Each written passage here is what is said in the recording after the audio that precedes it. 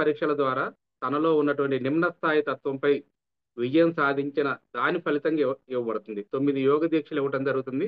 ఆ యోగ దీక్ష ఎప్పుడిస్తారు? వారిలో ఉన్నటువంటి నిమ్న స్థాయి తత్వంపై మరి విజయం సాధించిన దాని ఫలితంగా ఆ యోగ దీక్షను ఇవ్వటం అనేది జరుగుతుంది. మరి ఈ 9 పరీక్షలు కూడా ఈ సమయంలో ప్రతి ఒక్కరికి ఎదురవుతూ ఉంటాయి. ఆ 9 పరీక్షలు 3 రకాలుగా ఎదురవ్వటం జరుగుతూ ఉంటుంది. మరి భౌతికమైన పరీక్షలేందంటే, కామం, కోరికలకు సంబంధించి, మరి భౌతికమైన సుఖభోగాలకు సంబంధించి, డబ్బుకు సంబంధించిన పరీక్షలు ఎదురవుతూ ఉంటాయి భౌతికంగా. మరి భావనాపరంగా భయం, ద్వేషం, ఆశయం వీటికి సంబంధించినటువంటి పరీక్షలు ఎదురవుతూ ఉంటాయి. మరి మానసికంగా గర్వం, ఏర్పాటువాదం, మరి క్రూరత్వం వీటికి సంబంధించినటువంటి పరీక్షలు ఎదురవుతూ ఉంటాయి ఫ్రెండ్స్. ఈ వృశ్చిక రాశికి సంబంధించి ఒక 3 సింబల్స్, 3 చిహ్నాలు ఇవ్వటం జరిగింది. అవేంటంటే, 1 పాము, 2 తేలు, 3 గద్ద. ఈ 3 స్థాయిల్లో ఉంటాడు ప్రతి సాధకుడు. ఈ భూమి మీద ఉన్నటువంటి ప్రతి వ్యక్తి, ప్రతి సాధకుడు ఈ 3 స్థాయిలో ఉంటాడు. మనం ఈ మూడిట్లో ఏ స్థాయిలో ఉన్నామనేది మనల్ని మనం చెక్ చేసుకుందాం. మరి ఈ పామనేది మరి తన యొక్క నిమ్న స్థాయి స్వభావానికి బందీ అయి ఉన్నటువంటి వ్యక్తికి చిహ్నం. ఈ పాము దశలో ఉన్నటువంటి వ్యక్తి మరి తనను తాను ఎప్పుడు విమర్శించుకోవటం, ఆ విమర్శించుకోవటం ద్వారా ఒక బలమైనటువంటి ఆత్మన్యూనతా భావాన్ని పెంపొందించుకోవటం, ఆ స్థితిలో ఉంటాడు. నేను తప్పు చేశాను, నా వల్ల ఏమి కాదు, తనను తాను నిందించుకుంటూ ఉంటాడు. ఈ పాము దశలో ఉన్నటువంటి వ్యక్తి ఇంకా పరమ లోభిగా ఉంటాడు. రూపాయి ఎదుటి వాళ్ళకి ఇవ్వాలన్నా ఇష్టపడడు. అంతేకాకుండా పక్క వాళ్ళ యొక్క న్యాయమైనటువంటి హక్కుల్ని కాలరాస్తున్నప్పుడు కూడాను వీరికి ఎంతో ఆనందంగా ఉంటుంది. ఎదుటి వాళ్ళని ఇబ్బంది పెడుతున్నప్పుడు కూడాను వీళ్ళకెంతో ఆనందంగా ఉంటూ ఉంటారు ఫ్రెండ్స్. ఇది పాము స్థితిలో ఉన్నటువంటి వ్యక్తి క్వాలిటీస్. మరి తేలు అనేది కొంతవరకు పరిణితి చెంది ఉన్నటువంటి స్వభావం. మరి ఉన్నత లోకాల నుంచి అప్పుడప్పుడు ప్రసరించే కాంతితో తన వ్యక్తిత్వానికి సేవ చేసే వ్యక్తికి చిహ్నం ఈ తేలు అనేది. మరి ఈ తేలు దశలో ఉన్నటువంటి వ్యక్తి తనను తాను విమర్శించుకోవటం మానేసి, మరి ఎరుకతో, ఆ విజ్ఞతతో కూడినటువంటి హేతుబద్ధత ద్వారా తనను తాను న్యాయబద్ధంగా సమాధానపరుచుకుంటూ ఉంటాడు. మరి కొంతమందికి అనిపిస్తూ ఉంటుంది, ఈ భౌతికమైనటువంటి భోగాలు నన్ను మత్తులో ముంచేస్తున్నాయనే విషయం తెలుస్తూ ఉంటుంది. జీవితంలో ఉన్నతమైన విలువలు ఉన్నాయి అని వాళ్ళకి తెలిసినా కూడా మరి ఈ భౌతికమైనటువంటి భోగాలు, వస్తువుల నుంచి వాళ్ళను వాళ్ళు మళ్లించుకునేంతటి ఇచ్ఛాశక్తి వాళ్ళకు ఉండదు. బయటపడాలనుకుంటూ ఉంటారు కానీ బయటపడలేరు. ఆ భౌతికమైనటువంటి సుఖాల్లోనే ఇరకబోయి ఉంటారు. వాళ్ళకి తెలుసు, ధ్యానం చేయాలని తెలుసు, కానీ చేయలేరు ఫ్రెండ్స్. ఇటువంటి వారు తేలు దశలో ఉన్నటువంటి వ్యక్తులు. మాంసాహారం తినకూడదని తెలుసు, కానీ బయట పడలేరు. జ్ఞానం తెలుసు కానీ ఆచరించలేరు అన్నమాట. ఇటువంటి వాళ్ళు తేలు దశలో ఉన్నటువంటి వ్యక్తులు. మరి మూడోది గ్రద్ద. ఈ గ్రద్ద అనేది విజయాన్ని సాధించి మరి భూమిని విడిచి ఆకాశంలో ఎగురుతూ ఉన్నత పర్వతాలపై తన నివాసాన్ని ఏర్పరచుకున్నటువంటి సాధకుడికి చిహ్నం ఈ గద్ద అనేది. ఒక వ్యక్తి ఈ స్థితికి చేరుకున్నప్పుడు అక్కడ ఎటువంటి విమర్శ ఉండదు, ఎటువంటి ఆత్మ విచారణ ఉండదు. తనను తాను ఒక సాక్షిగా గమనించుకుంటూ ఉంటాడు. అన్నిటి పట్ల సాక్షి తత్వంతో ఉంటాడు. ఎక్కడ అటాచ్మెంట్ ఉండదు, డిటాచ్మెంట్ లో ఉంటాడు. అటువంటి వ్యక్తి యొక్క చైతన్యం ఉన్నత మానసిక తలంలో, మరి అంతఃప్రేరణ తలంలో కేంద్రీకృతమై ఉంటుంది. మనం దాన్ని సాధించాలి. మన చైతన్యం ఉన్నత మానసిక తలంలో ఉండాలి. మన అంతఃప్రేరణ తలంలో మన చైతన్యం ఉండాలి ఫ్రెండ్. ఈ స్థాయిలో ఉన్నటువంటి వ్యక్తులు పదార్థాన్ని, శరీరాన్ని భగవంతుడి యొక్క ఆజ్ఞానుసారం వినియోగిస్తారు. లేదా వాటిని మరి వారి హృదయంలో మరుగున పడి ఉన్నటువంటి దివ్యత్వాన్ని వ్యక్తీకరించడానికి వినియోగిస్తారు. అయితే కూర్చొని వాళ్ళు ధ్యాన సాధన చేస్తూ వాళ్ళను వాళ్ళు ఉన్నతీకరించుకోవడానికి పనిచేస్తారు. లేదంటే ధ్యాన కార్యక్రమాలకి పనిచేసి మరి అందరికీ ఈ ధ్యానాన్ని అందించే పనులు చేస్తూ ఉంటారు. ఆ శరీరాన్ని విశ్వ కళ్యాణానికి ఉపయోగిస్తారు ఈ స్థితిలో ఉన్నటువంటి వ్యక్తులు. మరి ఈ సమయంలో భౌతికమైనటువంటి ఆకర్షణ నుంచి విముక్తిని సాధించి వారి యొక్క శక్తిని ఒక ఉన్నతమైన సృజనాత్మకమైనటువంటి లక్ష్యం కోసం వినియోగించే ప్రయత్నం ప్రతి ఒక్క సాధకుడు చేయాలి ఫ్రెండ్స్. ఈ గత దశలో వ్యక్తి డబ్బుని సాధించినా దాన్ని ఎరుకతో ఉదారంగా పరమ గురువుల ప్రణాళిక ముందుకు తీసుకెళ్లడం కోసం వినియోగిస్తాడు. డబ్బు ఉంటుంది కానీ స్వార్థం కోసం ఉపయోగించుకోడు. విశ్వ కళ్యాణానికి ఉపయోగిస్తాడు. ఈ ధ్యాన జగత్తు కావచ్చు, పిరమిడ్ జగత్తు కావచ్చు, శాకాహార జగత్తు కావచ్చు, ఈ ఈ ఇవి పరమ గురువుల యొక్క ప్రణాళిక. ఎప్పుడైతే ఈ ప్రణాళిక కోసం మనం పాటుపడుతూ ఉంటామో, మనం మన యొక్క ధనాన్ని ఎంతో ఉన్నతమైన స్థితి ఇచ్చినట్టు లెక్క మనకున్నటువంటి ధనానికి. ఫ్రెండ్, ముఖ్యంగా సూర్యుడు ఈ రాశిలోకి ప్రవేశించినటువంటి సమయంలో ఎవరైతే సాధకులు ఉన్నారో వారిలో ఉన్నటువంటి కామ ప్రవృత్తిని నియంత్రించడానికి, అదుపులో ఉంచుకోవడానికి ప్రత్యేకమైనటువంటి ప్రయత్నం చేయాలి. ఇంకా వాళ్ళలో ఉన్న కోరికలు రిఫ్లెక్ట్ అవుతూ ఉంటాయి. ఆ కోరికల వైపు వెళ్ళాలనే ఆహ్, ఆలోచనలు ఉంటూ ఉంటాయి. ఆ కోరికలు నెరవేర్చుకోవాలని. వాటిని నియంత్రించుకోవాలి ఈ సమయంలో. ఒక పరీక్ష ఎదురవుతది మీకు. అంతేకాకుండా ఈ రాశి యొక్క శక్తి, ఆ పరిశుద్ధత ద్వారా, ఆ ప్యూరిటీ ద్వారా మరి మీలో ఉన్నటువంటి ఆ కామశక్తిని మరింత సృజనాత్మకంగా వినియోగించుకునేటటువంటి అవకాశాన్ని మీరే పెంపొందించుకోవాలి. ఇతరులు సేవ చేయడం కోసమో, లేదా భౌతిక సుఖాన్ని త్యాగం చేయటం అనేది రెండవ పరీక్ష. మొట్టమొదటి పరీక్ష ఏందంటే, ఆ కామాన్ని అదుపులో ఉంచుకోవడం మొట్టమొదటి పరీక్ష. రెండో పరీక్ష ఏందంటే, ఇతరులకు సేవ చేయడం కోసం మీరు మీ యొక్క భౌతిక సుఖాల్ని వదిలిపెట్టగలుగుతున్నారా? లేదా మీరు కంఫర్ట్ జోన్‌లో ఉన్నారా? అనేది రెండో పరీక్ష. ఈ వృశ్చిక రాశి శక్తి లోపించిన వారిలో భౌతిక సుఖాల పట్ల ఆకర్షణతో ఉండటం, బద్ధకస్తులుగా, భోగాభిలాషులుగా ఉండటం అనేది జరుగుతుంది ఫ్రెండ్స్. ఎక్కువ విశ్రాంతి తీసుకోవాలనుకుంటారు. దేన్ని ఎక్కువగా పట్టించుకోరు. చాలా ఇష్టం ఉంటుంది.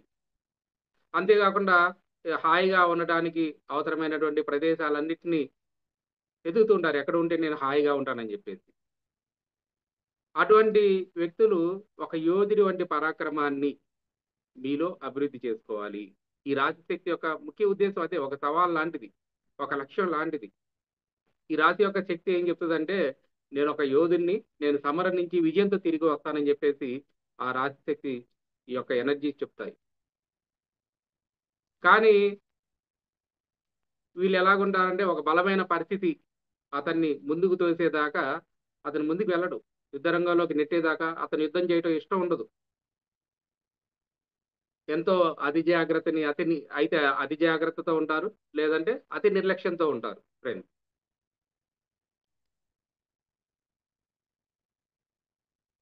ఇంకా మూడవ పరీక్ష ఏంటంటే లోభానికి సంబంధించినటువంటి పరీక్ష. వీరిలో ఎంతో ఆకర్షించే గుణం ఉంటుంది.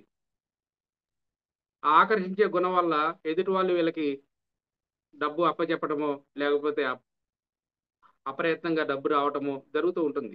అటువంటి సమయంలో జాగ్రత్తగా లేరనుకోండి, ఒక లోభానికి లొంగిపోయారనుకోండి, వ్యామోహంలో పడిపోవటం జరుగుతుంది. అటువంటి వ్యామోహం అనేది ఆధ్యాత్మిక విలువలకు వ్యతిరేకమైనటువంటి పనులు చేసేలా మిమ్మల్ని అటువైపు తీసుకెళ్తుంది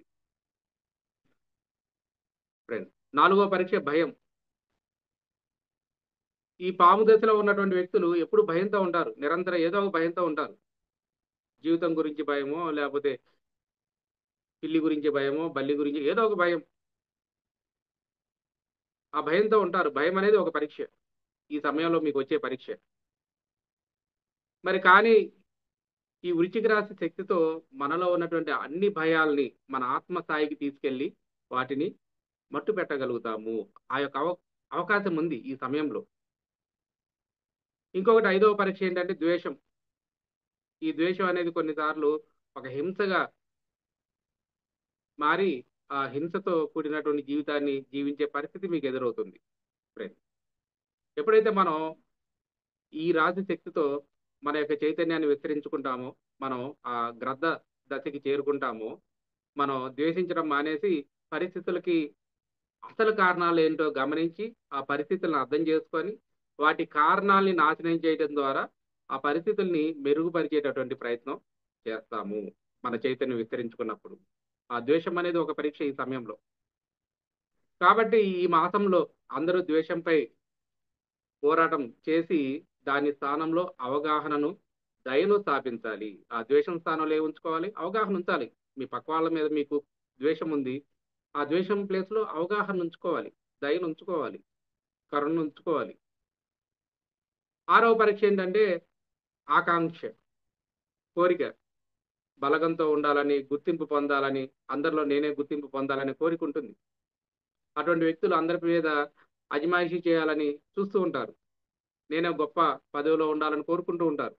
వాళ్ళ గొప్పతనాన్ని అందరూ గుర్తించాలని కోరుకుంటూ ఉంటారు ఫ్రెండ్స్. ఇదొక పరీక్ష ఎదురవుతది.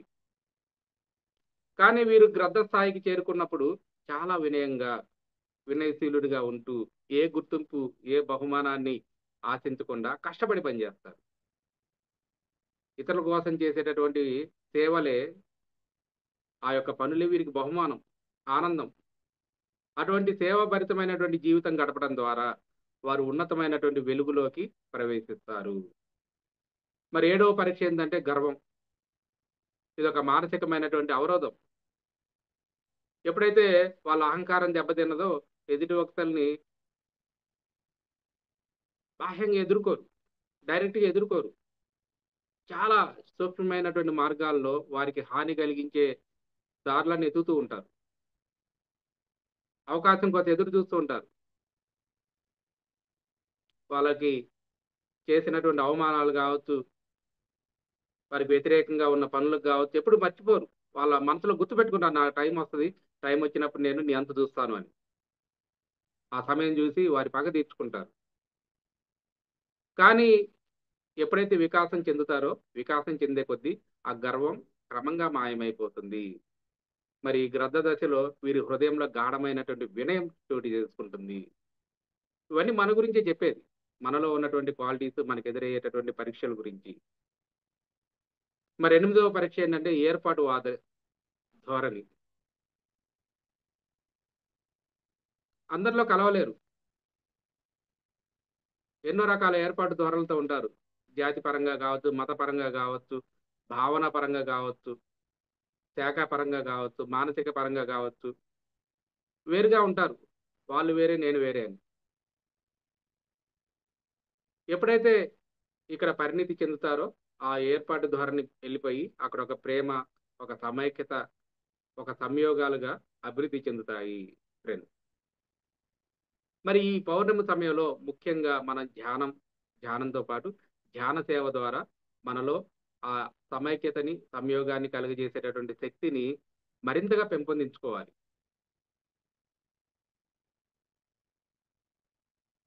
తొమ్మిదవ పరీక్ష ఏందంటే క్రూరత్వం. భౌతికమైనటువంటి, భావనాపరమైనటువంటి, మానసిక పరమైనటువంటి క్రూరత్వాన్ని అధిగమించే ప్రయత్నం జేయాలి. ఎప్పుడైతే వీటన్నిటిని అధిగమిస్తామో, అధిగమించిన వారికి యోగ దీక్షని సూచించేటటువంటి వృషభ రాశి నక్షత్రం యొక్క వెలుగులు వారి శిరస్సు మీద ప్రకాశిస్తూ ఉంటుంది. ఒక నక్షత్రం ఇక్కడ వెలుగుతూ ఉంటుంది వాళ్ళ శిరస్సు మీద. ఈ 9 రకాల పరీక్షల్ని అధిగమించిన వారి శిరస్సు మీద.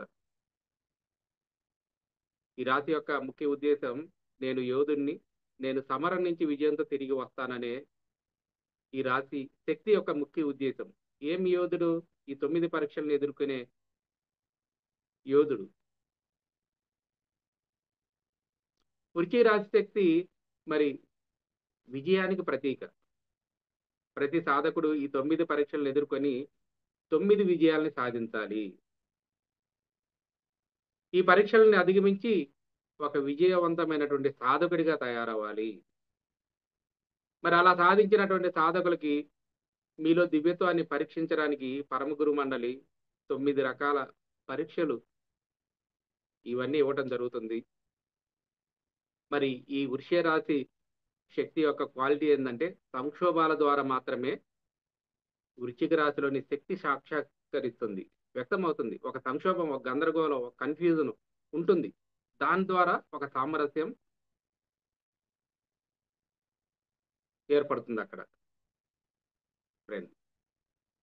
కాబట్టి ఈ యొక్క సమయంలో మనం ఎంతో ఎరుకతో ఉండాలి. ఈ యోగ సాధకుడు అనేవాడి భయం లేని ఒక యోధుడిలాగా ఉండాలి. తన దగ్గర ఉన్నటువంటి అన్ని వనరులపై సాధన చేసే వారికి పూర్తి విశ్వాసం ఉండాలి. మీ ధ్యానం మీద మీకు నమ్మకం ఉండాలి. అంతేకాకుండా మీ వ్యక్తిత్వాన్ని గురించినటువంటి గర్వాన్ని వదిలిపెట్టేసి, మీ ఆత్మ ముందు, మీ ఉన్నత విలువల ముందు మీరు సరెండర్ అయిపోవాలి. ఆత్మకి సరెండర్ అవ్వాలి. మీలో ఉన్నటువంటి చెడ్డ గుణాలు పెరగకుండా జాగ్రత్తగా ఉండాలి ఈ సమయంలో. ఆ చెడ్డ గుణాల్ని పెంచే పరిస్థితులు ఎదురవుతూ ఉంటాయి. అటువంటి సమయంలో ఎరుగుతూ ఉండాలి. మీకున్నటువంటి అన్ని సమస్యల్ని ఆధ్యాత్మిక స్థాయిలో పరిశీలించి వాటిని అధిగమించాలి. భౌతిక స్థాయిలో గాదు పరిశీలించాల్సింది. ఒక సమస్య ఉందంటే కార్యకారణ సంబంధం ఉంటుంది. ఏ కారణం లేకుండా ఆ సమస్య మీకు ఎదురవ్వదు. ఆ సమస్యకు సంబంధించిన కారణం ఎప్పుడు తెలుస్తుంది? మీరు ఆత్మ స్థాయిలోకి వెళ్ళినప్పుడు, ఆత్మస్థితిలోకి వెళ్ళినప్పుడు ఆ కారణం తెలుస్తుంది. ఆ ఆత్మ స్థాయిలోకి వెళ్ళి ఆ యొక్క సమస్యని పరిశీలించి వాటిని అధిగమించాలి ఫ్రెండ్. కాబట్టి మనం ఈ ఈ ఈ యొక్క వృశ్చిక రాశి శక్తితోటి అనుసంధానమై మనం ధ్యానం చేద్దాము. ఈ యొక్క నియమాలు ప్రతి ఒక్కరం గుర్తుపెట్టుకుందాము. ఈ 9 రకాల పరీక్షలు మనం అధిగమించే ప్రయత్నం చేద్దాము. ప్రతి ఒక్కరు హాయిగా కూర్చోండి ధ్యానంలో. వేళలో వేలు పెట్టుకొని కళ్ళు 2 క్లోజ్ చేసి శిరస్సుకాసనంలో హాయిగా కూర్చోండి.